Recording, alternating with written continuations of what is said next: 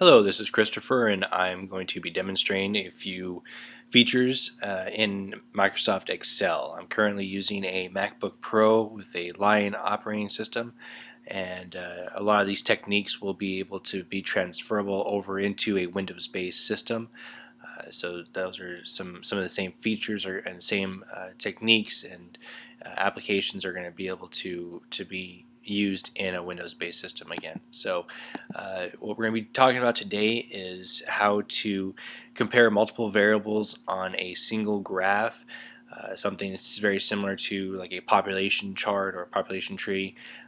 You can display various your population estimations. If you have two groups of people or two groups of a population, such as maybe voters or in this case men and women of different age groups, you can compare them all on one chart. So the data is just some random data I picked up. We have different age groups, 0 to 25 years of age, 25 to 50, 70, 50 to 75, and so on and so forth. You have a category of men, and you also have a category of women. Now, the values are inputted as as we see, which is the raw data, if you will. However, for this graph, one of the columns or one of the variables when you're using this in order to demonstrate the or to actually get the visual graph presentation that you're looking for, one of the variables is gonna have to be negative values, and so you can pick whichever graph or whichever column or variable that you would like and turn those values into negative values. So for instance, right here, I'm going to go ahead and select for the men. I'm going to go ahead and that's going to be my negative value or variable. And so all I'm doing is just putting a negative sign, as you can tell, in front of the data that I have. Then we're going to go ahead and select this data, and for our chart or our graph, you're going to go ahead and select a scattered bar graph. And so we're going to go ahead and select that. Okay, and it populates, the graph. So first thing, what we want to do is we want to get our y-axis right here. We want to get that over onto the left-hand side. Of course, we don't want our data to be blocked. So what we're going to do is we're going to go on to Format Axis, and we're going to go into ticks, and under ticks there's going to be axis labels, and it's going to give you the option next to axis, of course, low, high, and none. If you didn't want a y axis, you could obviously turn it off, and for this particular example we're going to do low.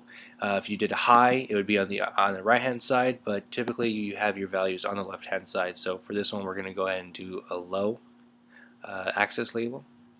You're going to go ahead and select OK or apply, and then we have our values.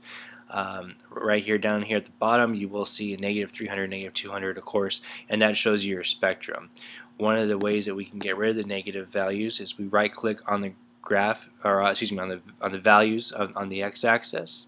We go ahead and do Format Axis, and under the category of number, we can go ahead and select a various number of options. One of the things, link to source, this is actually checked in Mac operating system. You can uncheck this, and when you go into a Windows operating system, I don't believe you'll have that option. However, for this one, we can go into number, and depending on how you want to set this up, you can either have the negative numbers appear as red, to kind of distinguish between the two. This will give the viewer or the reader a clearer distinction between the two without having the negative signs there. Or you could also have the numbers in parentheses. So you have that one, those options. For this example, we'll just go ahead and leave that in the red and select OK. And so after you complete that, of course, you can go into chart options, and you can label, label your axes,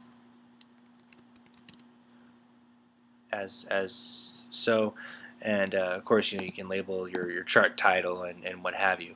But for all intents and purposes, this is going to be the very basic graph that's going to illustrate two variables, and basically to where you almost have two x-axis or a dual x-axis, as opposed to the dual y-axis, which was previously discussed.